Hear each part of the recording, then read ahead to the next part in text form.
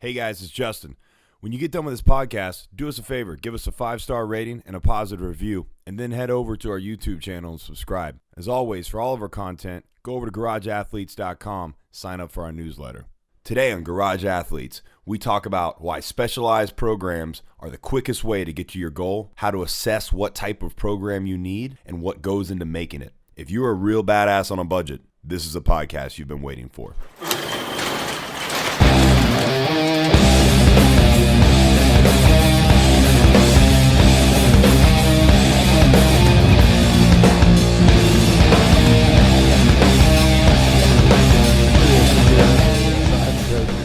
I am the baddest.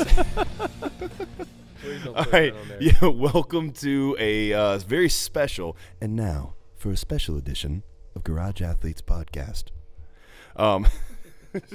Today we are going to talk about program design, but specifically how to kind of try and develop a program to make you better at CrossFit in general. Right? There's a buttload of programs to try out there. There's all kinds of programs that you can just go on. There's thousands of them, right? Brandon, do you agree? Thousands upon thousands. Everybody has one. Everybody's got one. And it's like a butthole. They're like a butthole, yeah. And there are good ones out there, and there are bad ones out there. But if you want to be as good as you possibly can, not buttholes, programs. Not buttholes, programs. But if you really want to be as fit as you possibly can and kind of in all things, there are a couple things that you need to do. And just doing a general program, no matter how good of a general program it is, probably isn't going to be the best bet for you. And we also know that the vast majority of people that are doing this, especially people training at home, they can't necessarily afford individualized programming because that is so expensive, even though it is the best thing for you to possibly do. If it's a good individualized program, that is. There's also a lot of individualized programs or people that are doing individualized programs that aren't so good. So we're going to talk today a little bit about what it takes to create a specialized program and what goes into that. And yeah, let's just get started. So, Brandon. Hey, everybody. Hey, Brandon. Well, today we're talking about the programs that we're going to be offering in kind of like a hierarchy of things that we look at when it comes. You sound so excited about it too. When it comes, well, I'm thinking, and Brandon. I get serious. My sarcasm goes away, and I get serious. But people don't understand or know when I'm being serious and being sarcastic because we were just talking about that too. Yeah, so it kind of goes hand in hand. If you're sarcastic a lot of times and you try and be serious, it's frustrating too. It is. So we are going to try and be a little bit serious, which is not normal for us, but we're going to try it because this is a serious subject, and we are going to be offering what we consider a specialized program. So not an individualized program, but more of kind of a cool system that we can do testing from, and somebody's blowing stuff outside, that we can do testing from, and then basically get the best overall outcome of anybody, because it's not just going to be a single program. It's going to be multiple programs that we put you in. So before we do that, let's start talking about like kind of the 4 basic things that you need to worry about if you're creating a program anyway. So what would you say the first would be, Brandon? The very first thing would be building, is getting your foundation. And for me personally, I always look at individuals. Well, I put them through an FMS assessment, that's Functional Movement Systems assessment by Dr. Gray Cook. I've become a big fan of his lately, and just trying to do more and more research on how to make my clients more resilient to injury. Because what do we find now more and more? All these people are getting exposed to CrossFit, but then you always hear injuries happen doing this, injuries happen doing that. Especially the better you get. The better you get, and even for the beginners. So you have that, like, you have those people right in the middle who have a good balance and that come into the gym 3 to 4 days a week. Then they go outside the gym, they do their weekend warrior stuff, just have fun with the family. But then you have those beginners that come in, they're always getting hurt, or they always complain about this or that. And then you have the elite guys in there that's just been just hammering and putting the just pounding that pavement, bracing the grind, so to speak, and just working through it. But Well, found is movement pattern is becoming the biggest thing, and it's just not movement pattern. Like right now, we see people all the time since Kelly Starrett came in, and he does mobility work. Well, that mobility has been awesome for a lot of trainers. It's been great for CrossFit. It's been great for the whole fitness community, in my opinion, because you have a lot of people that are really focusing in on mobility. Kelly Starrett made stretching cool, and that was really tough to do because nobody likes stretching. But now you're like the cool kid in the corner that has voodoo bands all over your body. Oh, he's serious. And he's got bands set up on the rig, and you're doing all these funky stretches. I mean, that makes you. It takes 30 minutes to set up for the stretch that you're going to do for 90 seconds. Just for the stretch. And now you feel like a badass, and people walk in the gym like, that dude's a badass just because he's stretching. Now that's cool. You know, if you can feel like a badass stretching, you've done something really good. Well, let's take a step back for a second, guys. Yeah. Well, can you repeat that last thing? But we were just watching before we did this. We were talking about the top 10 things to say in a meeting that make you feel like you're way more involved in it than you were, and that was one of the things. So, but I do want to talk about. We talked with Professor Yuri Fato about injury prevention, right? And specifically about every 1,000 hours that you put into the sport of fitness, you have approximately 3 injuries, which that might sound like a lot, but we also found out to go back and listen to the podcast. I believe podcast 5 or 6? Yeah. Anyways, whatever. I mean, it's one of the first ones. Go back there and check it out. That walking had like 1.9 every 1,000 hours. Yeah. So yes, we know that CrossFit isn't necessarily an inherently crazy dangerous sport like a lot of people think it is, but injuries do happen. And at this point, I think it's pretty obvious and it's well known that in order to get really good at something, the consistency is the most important part. And what is the thing that stops anyone who's driven from consistency? Because if you're already driven, you're not just going to stop because, you've got, you've got issues with your parents or something like that, or your job stuff. You're going to fit that in. But injury is what's going to stop you from the consistency. Right. So if you can make yourself as close to injury proof as possible on the front end, it sets you up for success further down the road.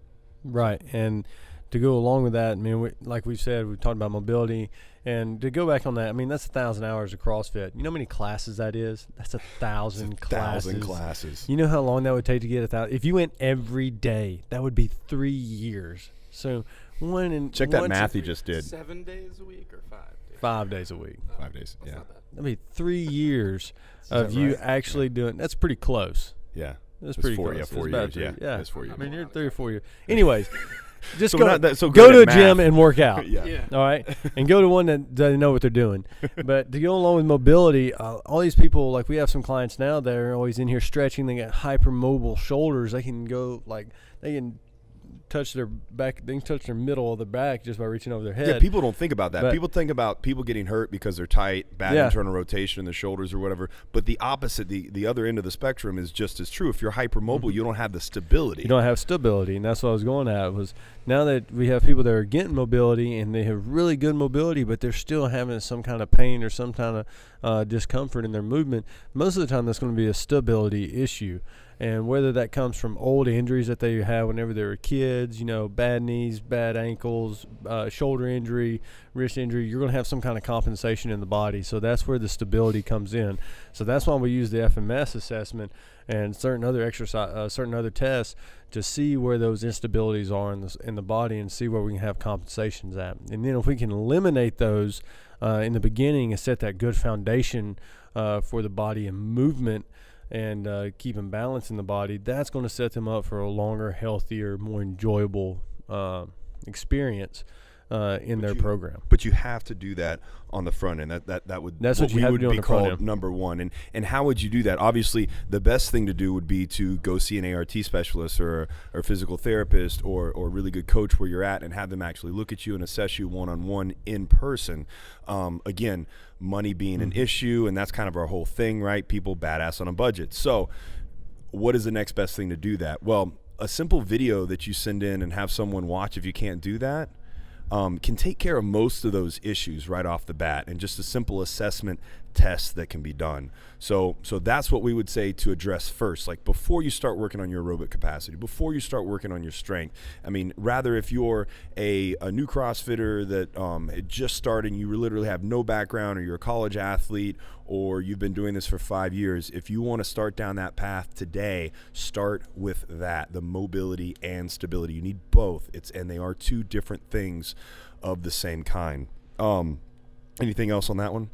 No, yeah, and it's just like Justin said, it's like going out and seeking a professional or somebody that works in this and somebody that's familiar with doing movement assessments. It doesn't have to be the FMS assessment. Exercise professionals throughout all kinds of different fields in the fitness community, they make up their own movement tests, but usually they're going to involve a few things. One's going to be the squat, preferably the overhead squat is what you're going to look at. The next one's going to be a trunk stability push-up to see what kind of upper body strength and core strength you have in that movement. And then the other one's probably going to be like some type of single leg movement, whether it's an inline lunge, a hurdle step, just to see the asymmetries in the body when you're moving with one limb at a time. So those would be three things that really make sure that you look at or take video of and watch yourself and to see how you are and how you perform with those three movements. Yeah, the single leg type stuff and the anti-rotational stuff is something that's not really thought about that much in CrossFit if you're already a CrossFit and you're trying to get good at it. But it is very important because it does come back to that stability piece, and everybody wants to work their core. They want to do a buttload of sit-ups and GHDs, but that anti-rotational portion is actually what your midline is used for, and that's what your core, everybody knows how much I hate that word, but is used for. And again, if you want to go back into it a little bit more about that, we had a chance to talk with Dr. Jared Hull specifically about anti-rotational issues that he sees in athletes, and that is one of the most common things that he sees that are an issue for him. So again, super important on any level, rather if you're just beginning or you got accepted to the CrossFit Games. So moving forward after that, chime in and say I agree with everything you said. Yes, Nick Rhodes. Can we draw a circle of how do we start and where do we finish, and what's that sweet spot in the middle? Let's do that. Let's get that going. If you guys got to check out this, I think it's medium.com, or just Google 10 tricks to appear smart during meetings, and if you're an executive, you will thank us. But it sounds like an inside joke. Everyone at your meetings that doesn't know what they're talking about. Yeah, exactly. So next thing I want to talk about is strength, and not saying that it's the next most important thing, although it's debatable. But everybody loves strength. Everybody wants to be strong, especially if you're in the functional fitness world. But I want to talk about absolute strength versus capacity and its relation into the sport of fitness and what you need if you are trying to be good specifically at CrossFit or functional fitness. So Brandon, can you talk a little bit about the difference between an absolute strength and then maybe speed strength and the actual capacity of that, like muscle contraction, stuff like that? Absolute strength is, like I said, we're looking at the main lifts and any kind of sorry about that. We're looking at the main lifts. Whenever I'm thinking about absolute strength, I'm thinking about the squat, deadlift, and press. And the higher you are in those lifts, the stronger that you are. The more weight you can just physically, just brute strength pick up off the ground. That's what we're looking for. So you're looking at absolute strength. You're looking at the guys like a West Side Barbell. They try to get their absolute strength up as high as possible. Any other power lifter, Olympic weightlifters, not so much. What they're doing is more of an explosive strength, but what they train to get that explosive strength so high is their absolute strength. So you're never going to see a Dmitry Klokov who can, clean and jerk 500 pounds. Well, he does Paul's front squats with 500 pounds. Yeah, absolutely. And he'll sit in the bottom for 5 seconds, stand up, and it looks like I have 135 on the bar. Yeah, and Dmitry Klokov's also, a bodybuilder now. So, He has a very, very good range. He is a very well-rounded strength athlete. We wouldn't consider him to go into regionals for CrossFit just because of his conditioning, the type of genetics that he has as a fast twitch athlete. But it's interesting when people talk about power and power lifting specifically, because there's actually more power development that's seeked out in the second pull of a clean or a snatch, and that's what weightlifters are looking for. So it's confusing to some people when they think about powerlifting. Powerlifting, although they are very powerful, they're actually looking for absolute strength. That second pull of the clean or the snatch is really where there's more power developed. There's actually a research study done where there's 3 times the amount of power developed at the second pull of a clean at the same percentage of your 1 rep max for a clean as there would be throughout the entire pull of a deadlift at that percentage. So there is more power output there. So don't get confused when you hear powerlifting and weightlifting. Weightlifting is very much so looking for that actual power. How fast can you move that barbell? Right. But obviously powerlifting is as well. But yeah, so that would be the more 1 rep max, the maybe even as not more than 3 rep max of type of thing that we're looking for when we're talking about absolute power. And Brandon, what would you say how does that correlate into CrossFit or grid style type workouts? Basically, what Mark Ripto said, the stronger people are harder to kill and more useful in general. So if you have a strong human being on your, he's got some great quotes too. He's got whether if you like him or not, man, he's one of the most polarized strength conditioning coaches in the world. He's got some great damn quotes. He's got some good quotes, and he's probably done more for strength conditioning community than just about any other person has in the past 50 to 60 years. Yeah, and because he might be kind of redneck a little bit whenever he talks. That's why I like him, and he's got some great analogies. But that man is a very smart man when it comes to the body and knowing how it works. So strength is very, very important. Absolute strength is very important. Absolute strength is very important. And what you'll see these guys, especially the elite CrossFitters. Most of the guys can pull a mid 500 deadlift, and they can still run a 6-minute mile. That can be that mid 500 deadlift. Most of these guys are weighing 200 pounds, so they're lifting over 2 times body weight. Yeah, and they're doing it for reps. Some of them can, and those type of things show up in CrossFit events. And just think, if I have a 500 pound deadlift and they put a 315 deadlift on, I got to do 21.15.9. That 21.15.9 is not going to be that hard for me. It won't be as hard. At least mentally, I know that I can pull over 500 pounds. That's almost 50% of what I'm about to do for multiple reps. Exactly. So not only do you have a physical advantage, but now you're going to have a mental advantage too, going into any event that involves a heavy barbell. Yep. So absolute strength is absolutely important, pun intended. Yes. But probably in the sport of CrossFit, what is more important than absolute strength is your strength capacity, or your and you can break that down into things that you hear buzzwords like CP battery and muscle contractile capability, like how quickly can you recharge your system so you can do a higher percentage of your max.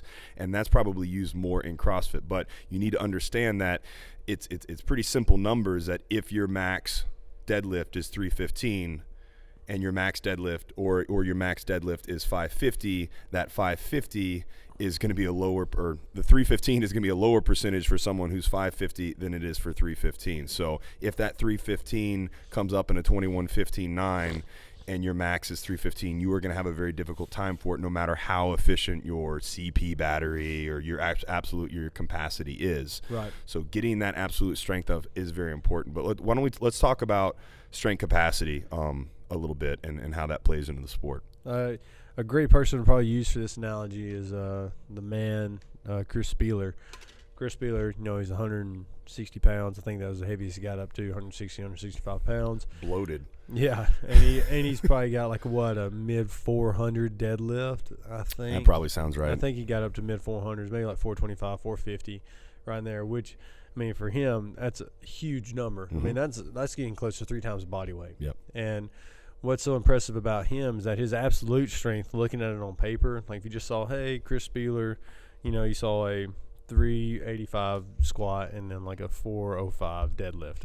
I'm giving him benefit of the doubt. I don't know what his scores are. Yeah. But then he turns around and he has to do 21.15.9 at that 315, that regional workout, 315 deadlift, 30-inch box jump. He reps out that 315 pretty well. Yeah, absolutely. And so his strength capacity is very, very high. He can work at a much higher percentage of his 1 rep max over a duration of time. And that's what's going to give him an advantage whenever it comes to these CrossFit workouts that involve a heavier load. And that's what makes him such a great athlete, because now he has such an aerobic base, but now also he has such a strength capacity base too. Yeah, and he hasn't created that capacity by doing Fran. No. Right? I mean, that attributes to a lot of things, but it's things more like going heavy at a high percentage of your volume, things like EMOMs that you see a lot of people doing and stuff like that, and just working at that higher percentage, basically being out of breath and lifting heavy at the same time. And there's a lot of cool tricks that you can do to make that happen, but that's the basic idea about it. Right. So, and I think most would agree, most good coaches would agree that capacity is probably actually more important in the state of CrossFit, or in the sport of CrossFit, than absolute strength, even though you have to have that prerequisite strength. What would you say, just curious, what would you say right now, and I know we talked about this in a previous podcast, what would you say those prerequisites are in, like, say, overhead press, squat, and deadlift, the minimum to be at a, let's say, regionals level right now? Well, I wouldn't even say that. I hate using numbers so much, but well, they change. Numbers as change the sport progresses. But when it comes like to the strict press and deadlift and other movements like that, generally for the strict press, you're looking at a bodyweight strict press is like the lowest minimum that you really want to have. Bodyweight strict press. Then you can do a bodyweight strict press. I don't care what your weight is. You're doing really well. For the younger guys, it's going to be a little bit, or for the smaller guys, it's going to be a little bit easier than heavier guys. Yeah. But bodyweight's really good. The deadlift, like I said, you're looking, if you want to make it to the games, you need to be, if you're a guy making it to the games, you need to be pulling 500 pounds, 500 pounds or more, and be able to rep that out. 2.5 times body weight. 2.5 times body weight, 2 times body weight. Back squat, you're looking at like 1.75 body weight. So I weigh 225. That would put me up to around 450. That would put me up at least a 405 back squat. But if I have that, I need to be able to rep it out at a high rep. It's curious about that too, because obviously, the back squat is the king of all strength movements. But we find that in CrossFit that having a 500 pounds back squat isn't quite as important as having that heavy deadlift, just because there's a lot more pulling involved. And typically, even at a regionals level, the squatting mechanisms, or the amount for any squatting mechanism that they use, the amount isn't quite as high of a percentage, and we don't know why. It could just be for, maybe they're worried about safety purposes, or maybe they're worried about bottlenecking people in workouts, but you do find that it's less of a percentage. I don't know. I've been becoming more and more of a fan of the front squat, and I think a front squat is becoming more of a tester in CrossFit now. Absolutely. Especially for the elite athletes, because the guys that can front squat 405 or the high 300s, those are the guys that are performing well, because every movement in CrossFit that we do, it's in that upright position. You don't see, it's an upright position. You don't see the low bar. You don't see a low bar squat. You don't have to have a low bar squat. If they did a 1 rep max in the games, then you would probably see a low bar squat pop up. That's not saying let's not get any haters. That's not saying the low bar squat doesn't have some purpose it has translation in a strength and translation into, like, say, your pull on a deadlift. But we do know that almost every movement in CrossFit, as far as from a squatting mechanism, that movement pattern is in that more upright position of a front squat, be it the clean, a wall ball, an air squat, an overhead squat, a snatch. All those movements are in that upright position. So if you want to be good at that, getting your front squat or a high bar back squat to overload is definitely more important to put into your program. Yeah, I've had conversations with a lot of athletes and some other coaches, and I always tell them the most athletic movement that I can have any kind of athlete perform is the front squat. If I have somebody that comes in and they can front squat 350 pounds, and you got some guy that can back squat 405, that guy that can front squat is probably going to kick that other dude's ass, because it's a more athletic movement. It puts you in a better position. You see, I was going to say doing crunches on a stability ball. Or an endo board. No, I'm just kidding. That's what I tell my clients. Hang on, would you repeat that last statement? I really need to write this down. So you said the stability ball. Stability ball. Yeah. And that's You're why not actually writing anything, Brandon. And that's why your team is like second in the open right now, and our team is, well, we're just getting it together. So we'll talk next year. It's fine. It's whatever. Work on that endo board a little more. It's all right. It's okay. Don't worry about it. We still got another year to train too, and I got a bunch of backups. Yeah, that's true. I got people waiting in the wings. I'm to just take waiting until they spots. start. Bench. I'm waiting until the regionals starts making people have a master's individual in there, like Grid does. Hey, we got that too. I just found out. A side note. I just found out. You know who Tommy Nobis is? He's the very first draft pick by the Atlanta Falcons. He's the very first football player ever to be signed by the Atlanta Falcons. His son goes here. His name's wow, Kevin. cool. Nice. And he's an older gentleman. So free And, tickets? He's He's an older gentleman, and dude, he's a stud. And we've always been like, who is this Genetics, guy? man. And then he told me, genetics. I didn't When even you first know met till him. like that. I just didn't know till like 2 days ago. Oh. And How long has his son been coming here?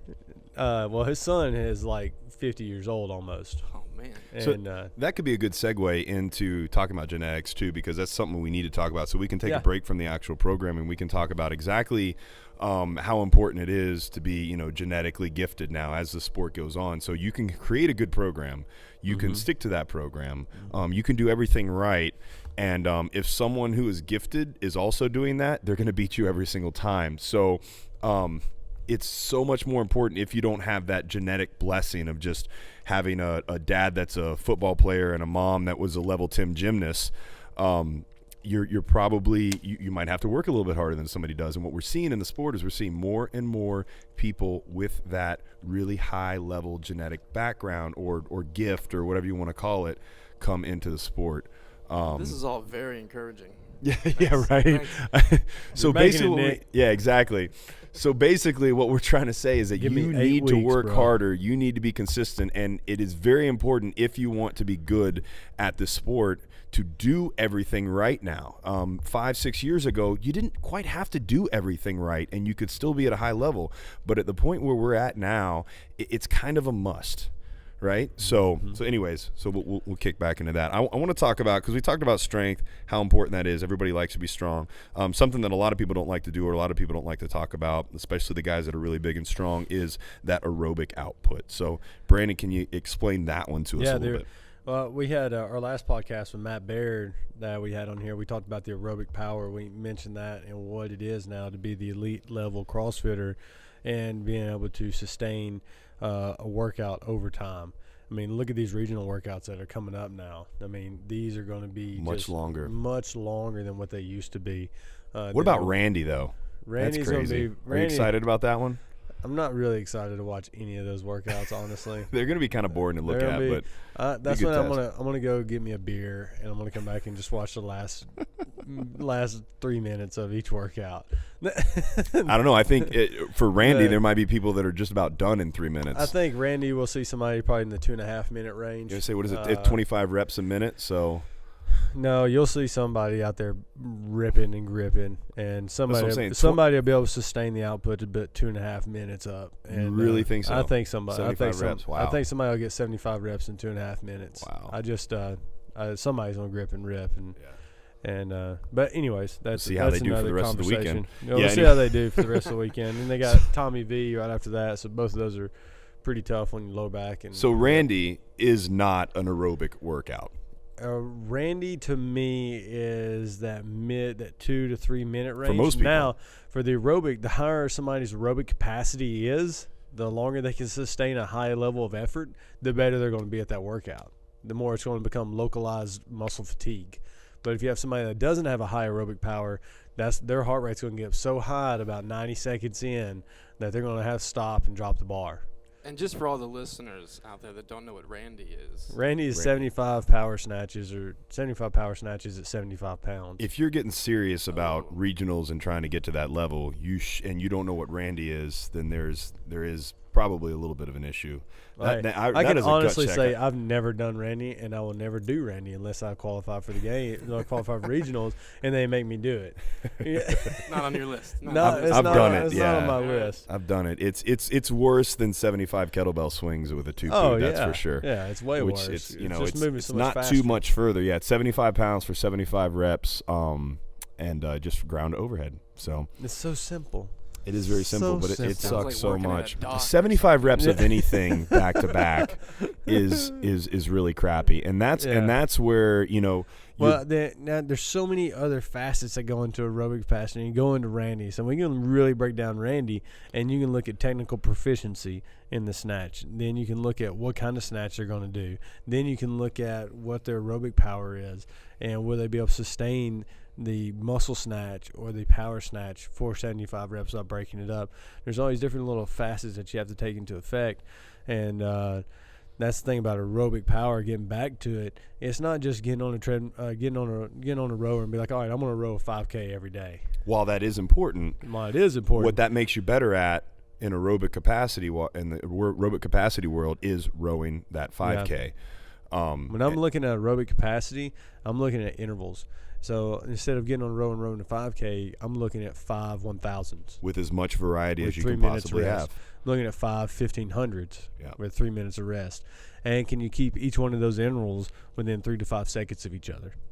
And again, that rowing makes you better at that rowing. But what we found is that capacity, that aerobic capacity, while it helps you, it doesn't necessarily absolutely make you better at that same duration of a workout. Right. Were that workout to have a squatting movement pattern in it or a pressing movement pattern in it, it's a completely different thing. So you need to be good at your aerobic power output and your strength capacity throughout all of these movements that come up so often. So yeah, obviously the simple question is the simple answer is you just got to do CrossFit. You've got to do as much variety as you possibly can, but you need to do it intelligently, and you need to make sure you know where you're at so you know how much you need to do. And that's kind of what it comes down to, and that's where it's kind of difficult, where people get confused is, well, should I do 3 Metcons a day just to make sure that I'm hitting everything? What is aerobic power? Where is that window? So maybe you can talk about that a little bit, Brandon. Talk about what those windows are that you see common, and how to get those things done. The things that I see common in the best of the best right now is that every morning almost you'll see every elite CrossFitter gets up and they breathe heavy. Every morning they get up and they do some type of aerobic work to get their day going, whether it's getting on the skier, getting on a rower, getting on the Aerodyne bike, or just going for a jog. These people get up in the morning and they put in a sustained amount of effort over a long time, just in a single modality movement. That helps kind of kickstart. That helps build their aerobic capacity. Miko Salo said it best. He said it back in 2009 whenever they went over there. Saban went over there and did a documentary on him. That even Miko back then said, this is where I build my capacity at. He does like 10 400-meter runs every 90 seconds. That's a lot. Yeah, and it doesn't you don't get much more of a battery than Miko Salo, for sure. I mean, if you want to look at the best of the best, that dude's work capacity at one point in time, I think, was probably one of the biggest in CrossFit. I don't want to say the biggest in the world or anything like that, because there's some dudes out there that can row a marathon in like 2 hours. But if we're talking about aerobic capacity, power output, but what you're not saying that these people get up and they do Fran 4 times in the morning. No, they're working long, sustained effort. Yeah, high effort for long sustainment. So if we're talking about a percentage base, more around 85% effort. You're looking at 70 to 80%. Yeah. I would say 70 to 80% in the morning. Because you can't sustain above that for an extended period of time, right, or you're using a completely different energy system. So, question, when you say extended period of time, like what are we talking Whenever we're talking about extended period of time, I'm thinking anything over like 2 to 3 minutes. Because that's that secret little switch that your body has to turn on. You can't be pure anaerobic. You have to be that good mixture of aerobic and anaerobic to be in those time domains. And then if we can take some of those intervals up to 5 minutes apiece, now you're being purely aerobic almost. But it's how hard can you push in those certain time frames. Okay, that's the difference between you see somebody that runs a 5.5 minute mile compared to an 8 minute mile. And that's kind of basic CrossFit level 1 stuff. If anyone's taking that level 1, is saying that, you have those kind of 3 main ones that we focus on, and they're always working, but there's some that are powering over others, depending on where you're at in that time range, and it's so much different for everybody. Oh yeah, everybody's gonna be different, for sure. So, and for everybody, you don't know how much sleep they've had, what kind of food they've had, what kind of mental toughness that they have whenever it comes to this type of training. I mean, you have to really, really dig down deep when you're doing those. That's where the testing comes in for the aerobic power. When you're doing these tests and you're trying to figure out, you need a good test of saying, okay, I did this and I felt like this. I did this for this amount of time and I felt like this. And then you need to have someone that knows what those answers mean so they can give you that stimulus, that diagnosis or whatever that you need to improve in those things, because somebody may be way more lactic than they are aerobic, or someone might have a really, really high aerobic base, but their aerobic power, in other words, how high of a level of their overall intensity they can sustain for an extended period of time might be lower than others. Yeah. Somebody might be able to row at 65% for 3 hours and barely get out of breath, but if you tell them to row a 10K and keep a sub 40 pace, they might die and not be able to make it. So those are the things that you need to look at from a testing perspective when you're testing yourself, or when you're having someone test you, or if you're testing an athlete of your own that you're coaching, that you need to think about. Both capacity and power output. So, and then last thing I want to talk about before we go into like assessment specifically is skill. And maybe we should have talked about this one first. These guys, these aren't necessarily in any order. They're all, I would say, equally important, with the exception of maybe that first one, that mobility stability piece. But developing that high level of skill in these movements. So, Brandon, I know you're very big on technique, positioning, form, and everything like that. You've been doing this for a long time. How do you approach that? Anytime we got skills, first recognizing correct movement patterns. So it's breaking down each movement, whatever that skill is. Let's take the snatch, because the snatch is the number one movement most people really focus on. So kind of going back to the very first thing we talked about, movement. Right. Is correct movement sequencing. So let's think about, we watch like a gymnast in the Olympics do, a bar routine. It looks flawless. Like, you look at the body, it's always in a perfect straight lines, and no like bend in the knees or anything like that. Like, everything's just always just perfect whenever you watch that. And then you walk into the gym and you see somebody on the pull-up bar, and their body looks like a bow, or not even a bow, I would say, like a pretzel. Like a Lego piece. That's like a cornucopia. It's a Lego piece that's sectioned off, like a going around. I wish we had a video right now. Yeah. We've got a cornucopia drawn. We'll take a picture of it and post it. The cornucopia. The cornucopia of the looks garage like athlete. the peach does look like a butt. Yeah. No, there's a lot of wrong with that. Anyways, go ahead. Yeah, and so you see a gymnast come in, you see them do like a pull up on a bar, push a pull up bar, or just a basic pull up, and then you see like a regular client or just a regular gym goer do a pull up on a pull up bar, and you see these huge differences just in body positioning and the way the body moves and the body sequences throughout the movement. The same thing happens whenever you look at some of the best weightlifters in the world. On YouTube, doesn't matter, say the Chinese lifters, everything is flawless and perfect, and everything the sequencing of the movements looks so beautiful. It's like poetry, and then you go into a gym and you watch somebody try to snatch, and it looks like they're about to break their back. Yeah, and it may be a heavy weight, but it still looks, there's a lot of high-level CrossFitters, or in my opinion, pretty high-level CrossFitters that don't move that great, and that's what's holding them back from getting to that next level, for sure. And one thing that, like today in our gym, we're doing a max snatch, and every 90, they're starting off at like 50% of the max and going up 5 to 10 pounds, depending on where their max is, every 90 seconds. So I put in a built-in rest, and I preach and preach and preach. Every rep looks the same. So their first rep at 50% better look the same as if they hit a PR. Yeah. That's the goal. Or we're cutting them off. Or we're cutting you off. Yeah. As soon as I see something break in the technique, some flaw. If it's not something you would want to show your mom. Even if they have a flaw right now, if it gets worse and gets exponentially worse throughout the lift, because not everybody's perfect. I mean, you go back to 10,000 hours. It takes 10,000 hours to perfect anything. Yeah, and that's what we want to talk about. So, so do you think those weightlifters, this is a rhetorical question, do you think those weightlifters or those those high-level gymnasts started off with that extreme routine, or started off hitting that 1 rep max, or did they spend hours and hours and hours, like we talk about 10,000 hours, perfecting it with almost no weight, or perfecting the absolute basics of just holding your body properly on a bar if you're talking about a bar routine? And that's what they did, and that is the difference between those high level athletes spending that time on that skill and a CrossFitter that learned the snatch in a level 1 cert or in a class with a PVC pipe, and they want to try and max out afterwards. Or they want to go teach somebody else how to do it. Well, that too. Yeah. That's a different podcast. Yeah, but they so I mean it takes 10,000 hours to develop a skill. So how, and we're talking about 10,000 hours, and you go back to the 1,000 never mind. I was about to get sidetracked even more. But I was about to go back to the injury rate, 10,000 hours to 1,000 hours. But I mean that's some a numbers lot there. of time. So if we break it down like I broke it down, 10,000 hours 30 to perfect injuries. anything. Didn't know, but how many years is that in a gym? Way longer than most people have That CrossFitted is for. That's a lot of classes.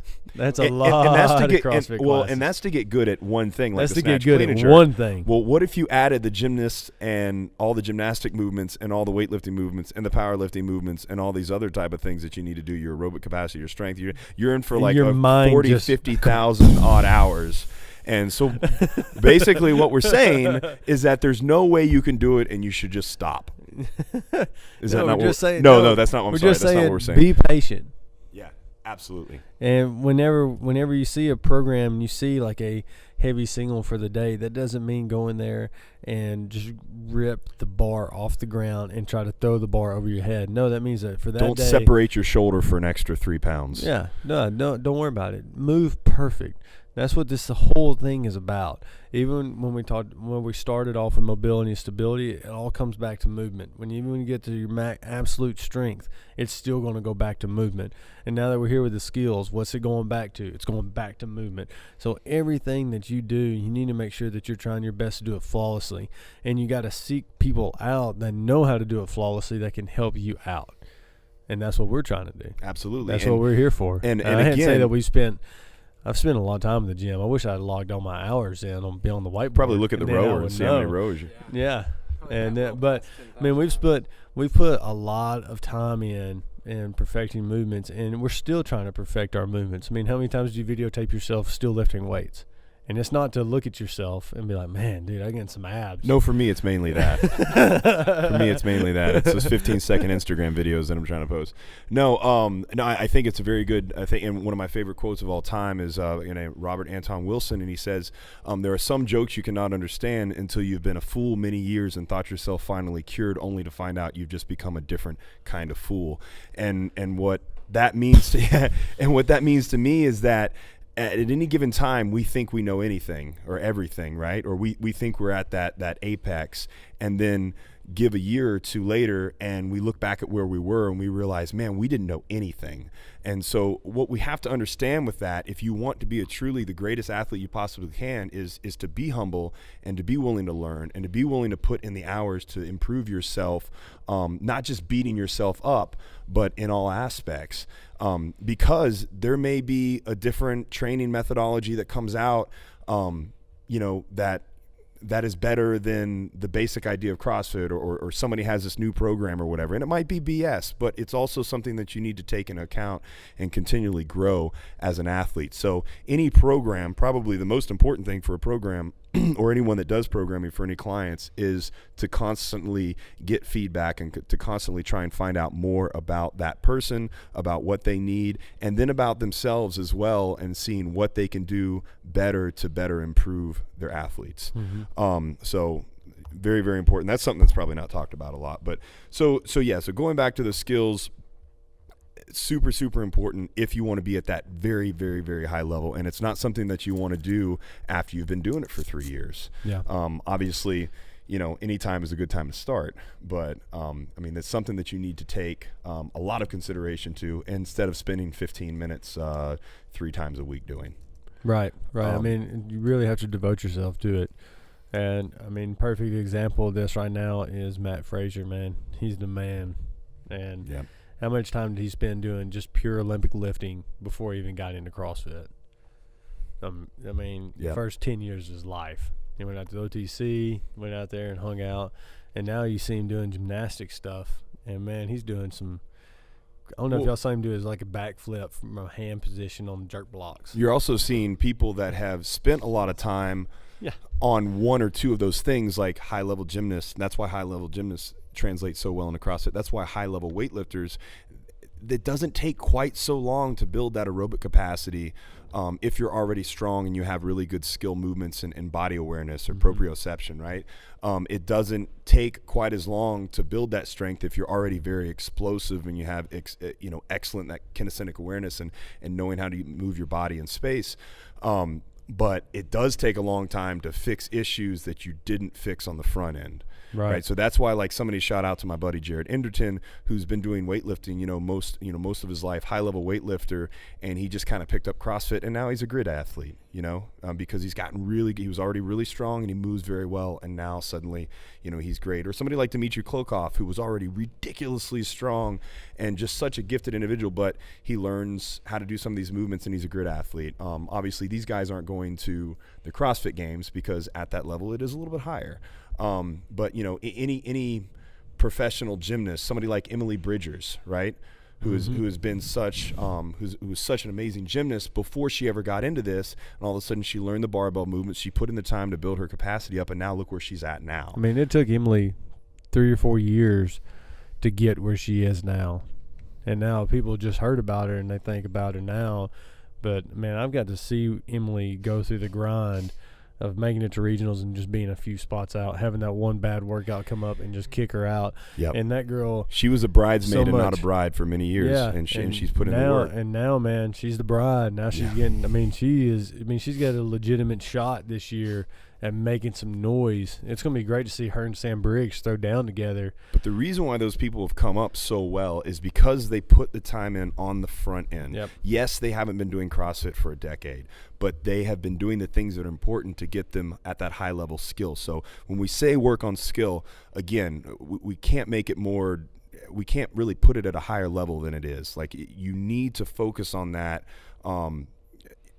so much if you want to get at that level. It's not, it's not something that, you got to muscle up. Cool. Now let's just, I got it. I did the one arm and then the other arm thing or whatever. So now I'm good. I'm going to go do Amanda. Like, no, this is a lot of development that has to come in to make everything perfect and beautiful. I still do banded, seated, strict muscle ups. And you've been doing this for I've been a doing long this time. for 6 years. And again, let's talk back. You had a wrestling career, so you had that capacity. Yep. You had a lot of stability because there's probably no other sport that builds that natural stability throughout your entire body than wrestling. Any kind of contact sport, or especially like fighting, jiu-jitsu. Yeah. All the MMAs that are coming out now. Except most of the MMA guys are too beat up. Yeah. Well, most of them are too beat up already from wrestling or doing whatever they did before. And now they're getting up there punched and all the time. That's another thing to talk about one day. But so but with your skills, it's just finding weaknesses, and then you seek out your weaknesses and you find out how to fix them.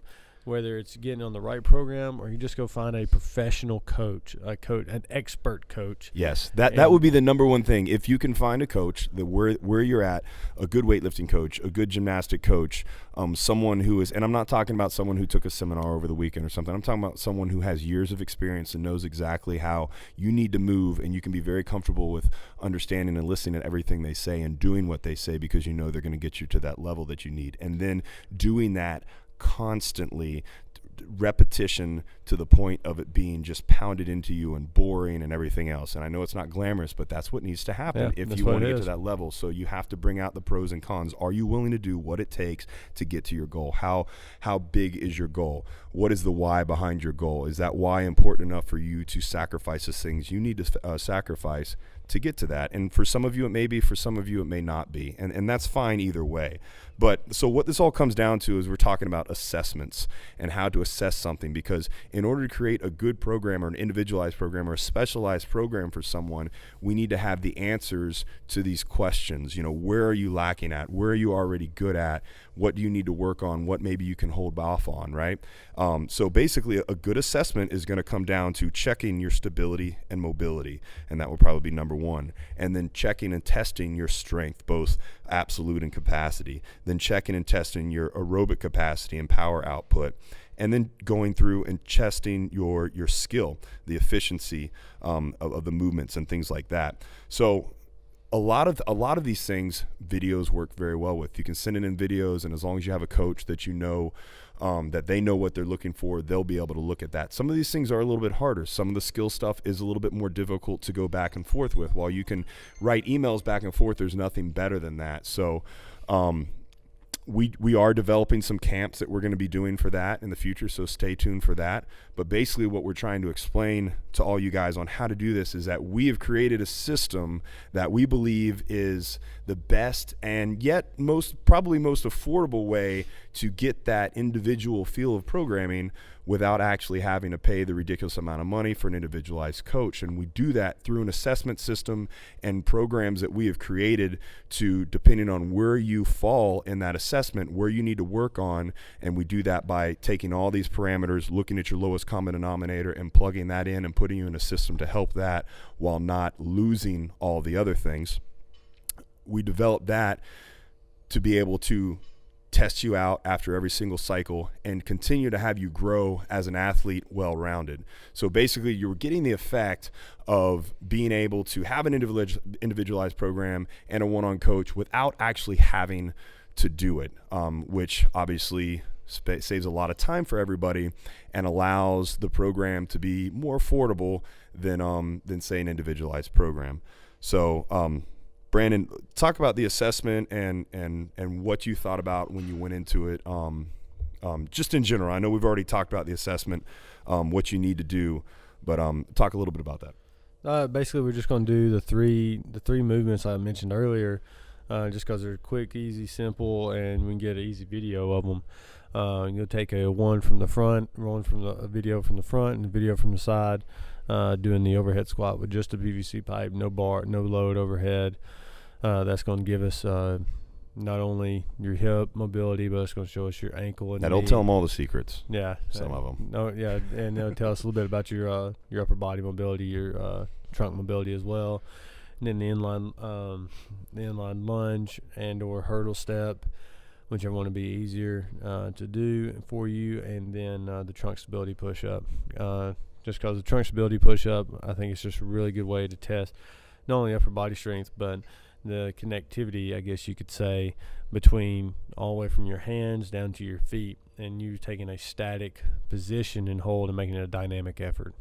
So you're holding basically a plank position, but then again, you have to move your body weight while maintaining that static position. That'll give us a lot about any kind of asymmetries that you may have or instabilities that you may have in the body with those three movements. And they cover a lot of different areas from a biomechanic standpoint. But that's the assessment. Very simple, very easy, but it's going to give us a lot of information. And that's the actual movement stability assessment. And then obviously we have a kind of a barrage of testing that will find out kind of where you lie with the statistics of what your goals are, being at regionals, games, or just high level local competing, where you need to be at with each one of those. And we will have your basic strength testing, your aerobic output power testing, and then also like Brandon kind of touched on, your skill, not just the movement itself, but how well do these movements look? Is it something that we need to put additional time in to get them to the point to where you're efficient enough to be able to safely and efficiently perform them under fatigue? Because we know that very few times in CrossFit are you doing these high-level skill things when you're not under fatigue. And in order to be able to accomplish that, having that super high-level efficiency, it's the most important thing. If you are interested in doing this program or you want to ask more questions about it, email us at justin@garageathletes, that's athletes with an S.com. And we will put you on the sign-up sheet. This thing will be dropping in the next couple weeks. We want to make sure we get a group together because we're going to test out with everybody. We'll have a couple extra things like some Facebook groups that we'll be doing, and we'll have some people that will be looking at everybody's movements and stuff like that going back and forth. So we want to get the group together so we can kind of have a support as we're going through this thing with everyone that's in the different systems. So again, justin@garageathletes.com. For any questions or to sign up. And as always, go to our YouTube channel, Garage Athletes. for a lot of the videos that we have, including some mobility videos, how-to videos, things like that. And subscribe to our YouTube, or subscribe to our podcasts, The Garage Athletes, and then garageathletes.com. That's simple. Brandon, give me one of your badass sign-offs. Shoot us an email. Boom. Bam. Boom. Knowledge out. bombs. Hey, guys, Or it's like been us on fun. Facebook. We will see you next time.